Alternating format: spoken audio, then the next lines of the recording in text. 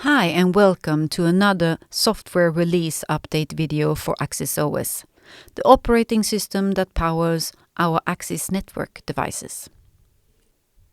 My name is Madeleine and I'm with the Axis OS product management team at Axis Communications. In today's video we will go through features and updates in Axis OS 12.5. Let's start with some general updates. During an Axis OS upgrade, if an installed ACAP application is compatible with the new version, the device will roll back to the previous Axis OS version.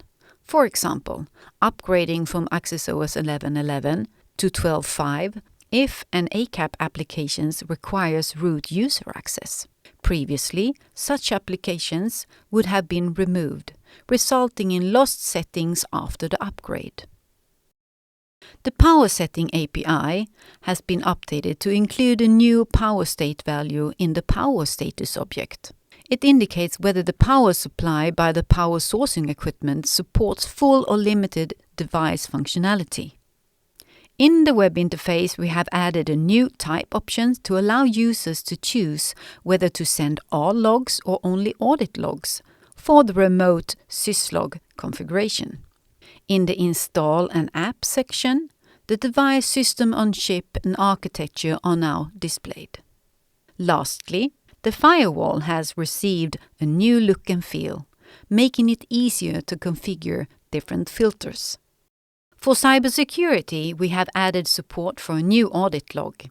It will track cybersecurity-related device event. For now, it's only account changes, but we will add more incoming releases.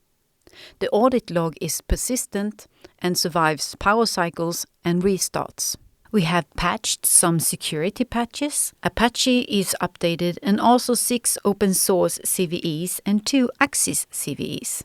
Several analytics applications has been updated. For the Axis license plate verifier, it now has support for PTZ cameras and also A9210. Corridor mode has been added for supported RPEC 7, 8 and 9 based cameras, and license plate recognition has been improved for Dubai, New Zealand, Latvia and Canada. More features are mentioned in the release notes. Axis Scene metadata has added support for bag as an attribute in the human object class in the ONVIF RTSP stream. We have added support for more products for Axis Audio Analytics, and there is also a new feature that measures sound intensity in decibels, as well as a new audio classification called speech. We like to mention a few product-specific features as well. Axis Q1800 products have now the ability to use PTZ legacy mode for optic control and presets.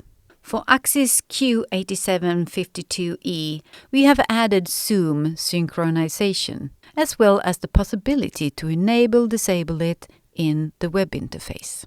And for several PTZ cameras, we have added the possibility to configure scene annotations. Of course, we have more product-specific features than this. Please read more about it in the release notes. Time to spotlight a few of the new things this release brings. As mentioned, the firewall has a new look and feel, making it easy to configure filters. Creating a new rule is easy, and you need to add at least one field. This is how it looks like when applied, and in this example, we used multiple rules with different sorts of filters. The audit logging functionality has been added for cybersecurity-related purposes, such as incident handling and long-term monitoring of relevant events and actions.